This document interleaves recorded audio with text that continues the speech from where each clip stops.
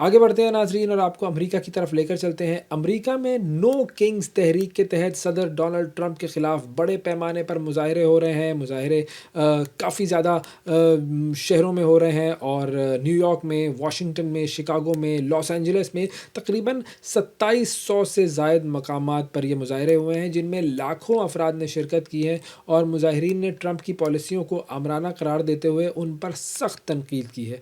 और ये मुजाहरे हम जानते हैं कि उस वक्त हो रहे हैं जब एक तरफ हम देखते हैं कि जो वफाकी हुकूमत है वो शटडाउन की लपेट में है और जो बजट है उस पर रिपब्लिकन और डेमोक्रेट्स में शदीद तातुल पाया जा रहा है और ये जो लॉकडाउन का मामला है ये अनकरीब हल होता हुआ नज़र नहीं आ रहा है।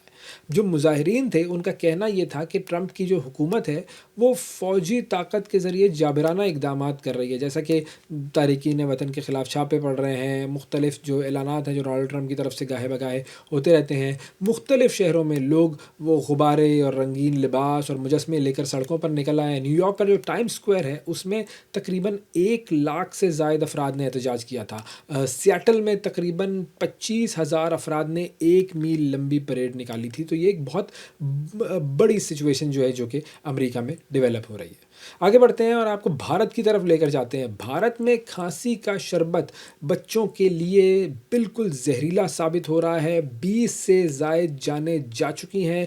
वर्ल्ड हेल्थ ऑर्गेनाइजेशन की वार्निंग है जो कि जारी हो चुकी है कि खांसी का शरबत वहाँ पर जो बन रहा है वो बच्चों को ना पिलाया जाए। इस हवाले से हम बात करते हैं।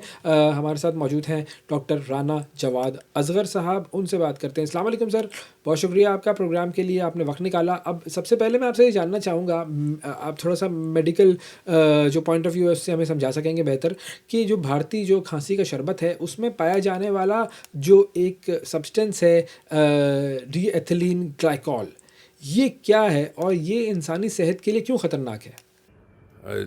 जी बहुत शुक्रिया आपने प्रोग्राम में इनवाइट करने का। डाइथेनाइल ग्लाइसोल जो है, जिसे डीईजी भी कहते हैं, ये एक इंडस्ट्रियल सॉल्वेंट है, यानी कि जो आपके पेट्रोल के अंदर पड़ता है, कुछ और इस तरह की चीज़ें हैं, लुब्रिकेंट्स हैं, उनके अंदर ये शामिल होता है। लेकिन इसका दवाइयों के अंदर कोई काम नहीं, क्योंकि ये बहुत जहरीला होता है और इतना जहरीला होता है कि इसका एक चम्मच जो है छोटा, वो छोटे बच्चों की जान ले सकता है। सो इसका असूली तौर पर किसी भी खांसी के शरबत में या किसी और दवाई के अंदर मिल जाना ये शो करता है कि या तो वो अद्वियात की कंपनी गलत काम कर रही है या उससे गलती से हुआ है।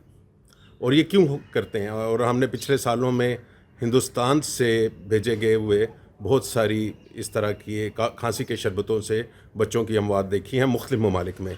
2022 से ये ज़्यादा रिपोर्ट हुआ है। बाज़ मुल्कों में 100 बच्चों को भी ये प्रॉब्लम हुआ है, उनकी डेथ्स हुई हैं, बाज़ जगह पे उनके किडनी फेलियर्स हुए हैं। और इसके अंदर इंडोनेशिया शामिल है, कैमरून शामिल है और इस तरह और कई ममालिक शामिल हैं। और अभी हाल ही में हिंदुस्तान में जो आपने बताया, मुख्तलिफ बच्चे खांसी का शरबत पीने से वफ़ात पा गए।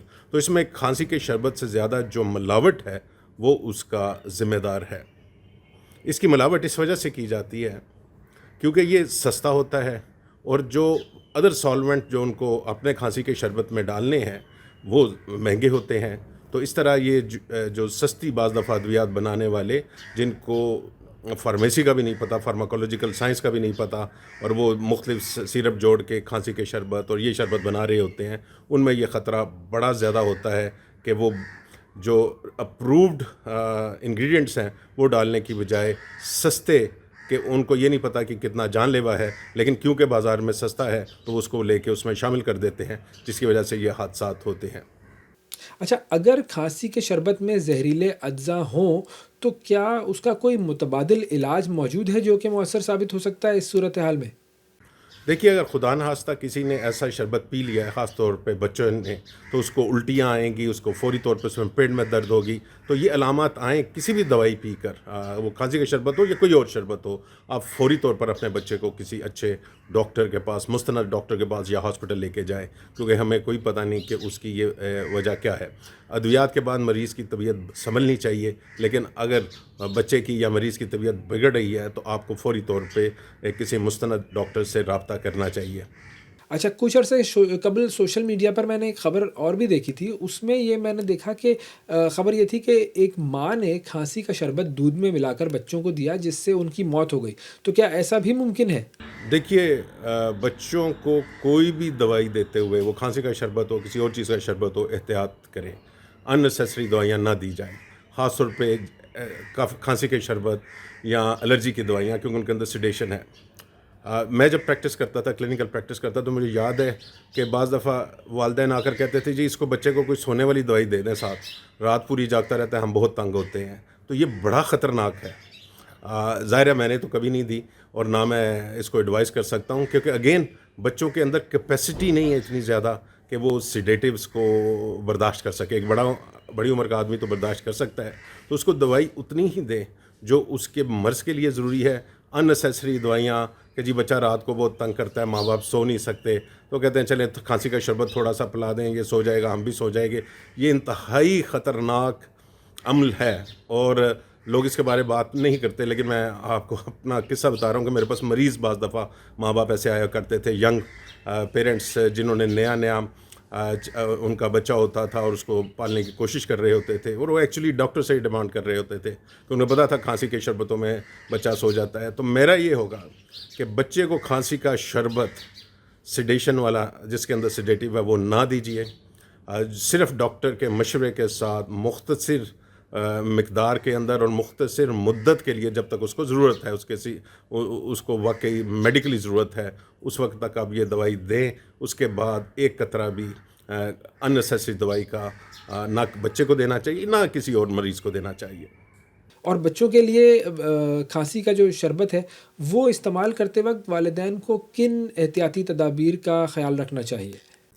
دیکھیے جی، کھانسی کے شربتوں میں تھوڑا سا آپ یہ کہہ لیجئے کہ سیڈیٹیو ہوتے تھے، اور بعض نشے والے حضرات کچھ عرصہ پہلے تک تو کھانسی کے، جن کو دوسرے نشے کی ادویات نہیں تھی ملتی، وہ کھانسی کے شربتوں سے اپنا کام کیا کرتے تھے۔ اب پچھلے کچھ سالوں کے اندر سخت اس کے اوپر لیجسلیشن ہے، کنٹرول ہے، تو اب کھانسی کے شربتوں میں اتنی زیادہ سیڈیشن نہیں ہوتی۔